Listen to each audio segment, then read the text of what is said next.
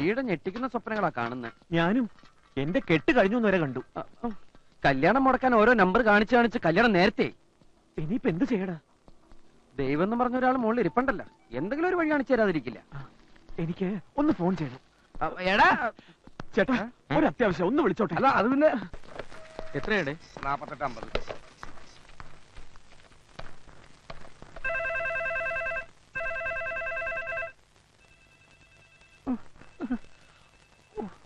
എന്താശാന ഇതെല്ലാം നടക്കോ? റിങ് ചെയ്യുന്നുണ്ട്, എടുക്കുന്നില്ല. റിങ് ചെയ്താൽ എടുക്കുന്ന നമ്പറായിട്ടേ ദേ ഇവിടെ ഒത്തിരി പേരുണ്ട്. ഒന്നുകൂടെ.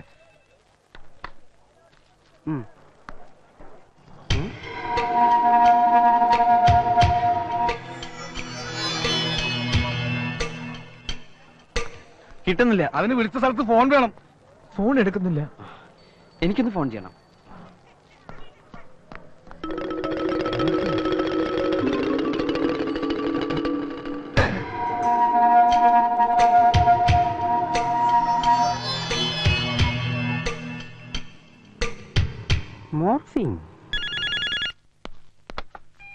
ഹലോ ഹലോ, അനിയൻകുട്ടി ഉണ്ടോ? Wrong number.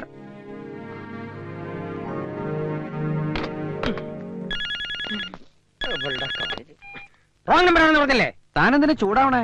ഓ, അനിയൻകുട്ടി ആയിരുന്നോ? എന്റെ പൊന്ന് അനിയൻകുട്ടി, ആ പെണ്ണ് എനിക്ക് സ്വൈരം തരുന്നില്ല. 24 മണിക്കൂറിനുള്ളിൽ 240 തവണ ഫോൺ ചെയ്യും. അവളും അടുത്ത് പിന്മാറിയില്ലല്ലേ? എവിടെ? ആ, നിന്റെ ഡാഡി വിളിച്ചിരുന്നു. ഞാൻ നിന്റെ ഈ ലവിന്റെ കാര്യം പറഞ്ഞു.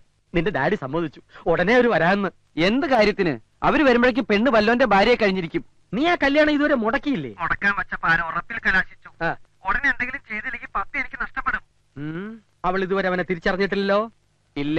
എങ്കിലൊരു കാര്യം ചെയ്, നീയാണ് ഫോൺ ചെയ്യാറുള്ള അനിയൻകുട്ടി എന്നും പറഞ്ഞ് ഒന്ന് നേരിൽ കാണും. സംഗതി പൊളിഞ്ഞ പിന്നെ രണ്ടാലൊന്നും ആലോചിക്കണ്ട. എന്ത് കഠിന പ്രവൃത്തി ചെയ്തിട്ടാണേലും രണ്ടിനെയും തമ്മിൽ പിരിക്കണം. ചെയ്യായിരുന്നു, പക്ഷെ കൊച്ചൂർപ്പിനെ ഓർക്കുമ്പോ അതിനേക്കാൾ ഏറെയല്ലേ നിനക്ക് നിന്റെ പപ്പയോടുള്ള സ്നേഹം. ആ സ്നേഹത്തിന് മുന്നിൽ നീ കാണിക്കുന്നതെന്തും ദൈവം പോലും ക്ഷമിക്കും.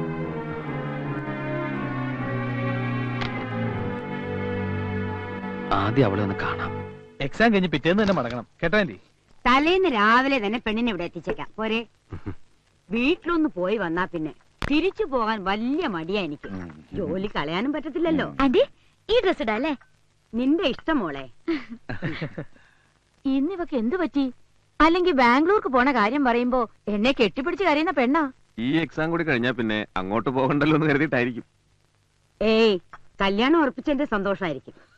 അവൾക്ക് കല്യാണക്കാര്യത്തിന് താല്പര്യമില്ലായിരുന്നു, നിർബന്ധിച്ച് സമ്മതിപ്പിച്ചു. നോക്കിട്ട് വരാം.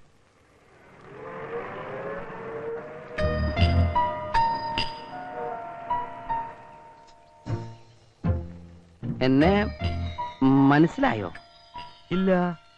ഇതിനു മുമ്പ് കണ്ടിട്ടില്ലല്ലോ? ഇല്ല, നല്ല ഓർമ്മ കിട്ടുന്നില്ല. എങ്കിൽ ഇനി കൂടുതൽ ആലോചിക്കണ്ട, നമ്മൾ തമ്മിൽ ആദ്യമായിട്ടാ കാണണേ. ആരാന്ന് പറഞ്ഞില്ല. ഞാൻ ഇവിടുത്തെ പത്മജയുടെ ഫ്രണ്ടാ. നാട്ടിൽ വന്നപ്പോ ഒന്ന് കാണണോന്ന് കരുതി. വിളിക്കാം, വരൂ. മോളെ പത്മജേ. പിന്നെ ഒരു കാര്യം, കല്യാണ സാരി ഞാൻ ബാംഗ്ലൂരിൽ നിന്ന് എടുത്തോളാം. അതെന്റെ പ്രസന്റ് ആയിക്കോട്ടെ. Accident aunty. സംസാരിച്ച് നിന്നാലേ സമയം പോണതറിയില്ല. ആരത്? വണ്ടി എടുത്തോ, വിട്ടോടാ.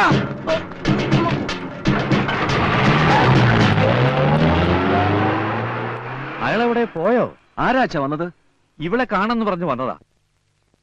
എന്നെ കാണാനോ? പിന്നെന്തിനാ അവൻ ഓടിയത്? ഇനി വല്ല കള്ളനുമായിരിക്കോ? ഒരു കള്ള ലക്ഷണം അവനുണ്ടായിരുന്നു.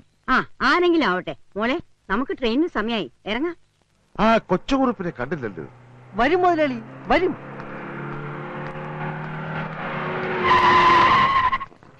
സാർ കാശ്. ഓ, ടെൻഷൻ കൊണ്ട് മറന്നാ. എന്നാ മോർഫിംഗ്. അതെ, മോർഫിംഗ്. കേട്ടോ സാർ, സൂക്ഷിച്ചു പോ.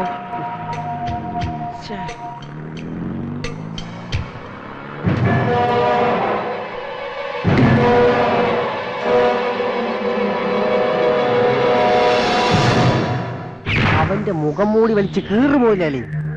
അവിടെ എന്നോടാണോ?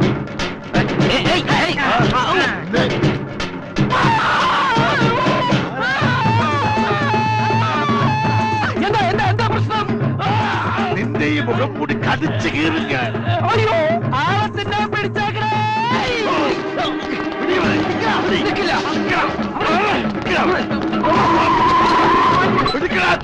അവൻ നിൽക്കുന്നില്ല മുതലാളി. നോക്കി നിൽക്കാൻ അവരെ പിടിയണ പട്ടികളെ. രാജന്മാര് വരണ്ടേ.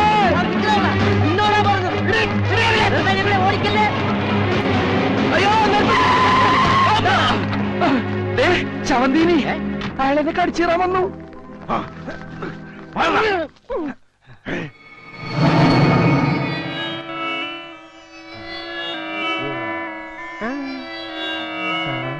കളിച്ച് കളിച്ച് ഇയാൾ മേലുപദ്രവം തുടങ്ങിയോ? ആ നീ വണ്ടി കയറ്, ഇറങ്ങി കാര്യം മുടക്കണ്ട. എങ്ങട് കല്യാണ ഡ്രസ് എടുക്കാൻ ആ കയറുന്നു. കേറുന്നടാ.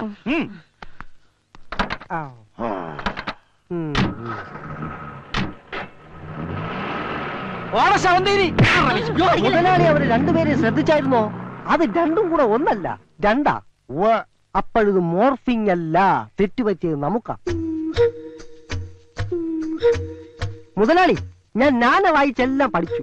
ഇതൊരു പുതിയ ടെക്നിക്കാണ്, ഒരാളെ രണ്ടാളാക്കി മാറ്റുന്ന വിദ്യ. ഇതിന് ക്ലോണിംഗ് എന്ന് പറയും. എന്താ ക്ലോണിംഗ്. ഇതിന് ക്ലോസിംഗ് എന്ന് പറയും. നിന്റെ ചാപ്റ്റർ ക്ലോസ്.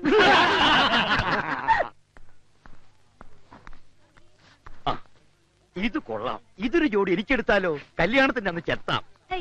ചെത്താൻ പറ്റിയ പ്രായം പാടത്ത് കോലം വെച്ച പോലെ ഉണ്ടാവും. എന്റെ മനുഷ്യ ഇത് പിള്ളേർക്കുള്ള ഡ്രസ്സാ.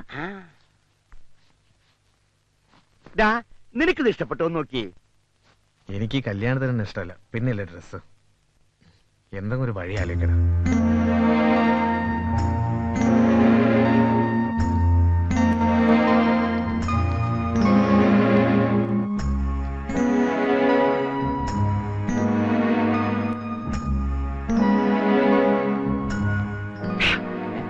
എന്താടാ? അച്ഛനല്ല നീ ഒന്നും എടുക്കുന്നില്ലേ? അത് ഞാൻ എന്താടാ? അല്ല അപ്പുറത്ത് നല്ല സെലക്ഷൻ ഉണ്ട്. ചെന്ന് നോക്കടാ. ആ പിന്നെ രുക്മിണി, നിനക്ക് ഈ കല്യാണത്തിൽ നിന്ന് രക്ഷപ്പെടാൻ ഞാനൊരു വഴി കണ്ടുപിടിച്ചു.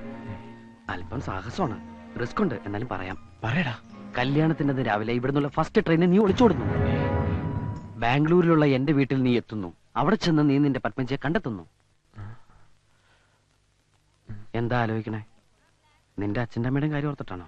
അവരെങ്ങനെയെങ്കിലും പിന്നീട് പറഞ്ഞ് ആശ്വസിപ്പിക്കാം. പക്ഷേ പുതിയൊരു ജീവിതവും സ്വപ്നം കണ്ട് മണ്ഡപത്തിലേക്ക് അണിഞ്ഞൊരുങ്ങി വരുന്ന ആ പെണ്ണിനോട് ഞാൻ ചെയ്യുന്ന ഏറ്റവും വലിയ ക്രൂരതയല്ലടാ ഈ ഒളിച്ചോട്ടം. ഞാനൊന്ന് പറഞ്ഞോട്ടെ ഇഷ്ട. പെണ്ണ് മണ്ഡപത്തിലെത്തും. നിന്നെ കാണാതെ അവിടെ ഒരു സ്ഫോടനം ഉണ്ടാകുകയും ചെയ്യും. അപ്പോഴാണ് എന്റെ എൻട്രി. നിനക്ക് വേണ്ടി ഞാനൊരു ത്യാഗം ചെയ്യും. ഞാൻ അവളെ കിട്ടും. നിന്നെക്കാളും ഒട്ടും മോശമല്ലാത്ത എന്നെ സ്വീകരിക്കാൻ അവളുടെ ബന്ധുക്കൾ തയ്യാറാകും. അപ്പൊ നിന്റെ പപ്പി? പപ്പി കുപ്പിയാ. ഇന്നലെ കണ്ട പപ്പിയേക്കാൾ എനിക്ക് വലുത് നീയാടാ. എല്ലാം നിനക്ക് വേണ്ടിയാ. നിന്നോടുള്ള ആത്മാർത്ഥ കാരണ, സ്നേഹം കാരണ. ഇതിനൊക്കെ പകരം ഞാൻ എന്താടാ ചെയ്യാ? നിന്നെ പോലെ ഒരു കൂട്ടുകാരനെ കിട്ടിയതാ എന്റെ ഏറ്റവും വലിയ ഭാഗ്യം. അത് നിനക്ക് എപ്പോഴെങ്കിലും ബോധ്യാവും. ഏ? അല്ല, അത് നിനക്ക് ഇപ്പോഴെങ്കിലും ബോധ്യമായല്ലോന്ന്.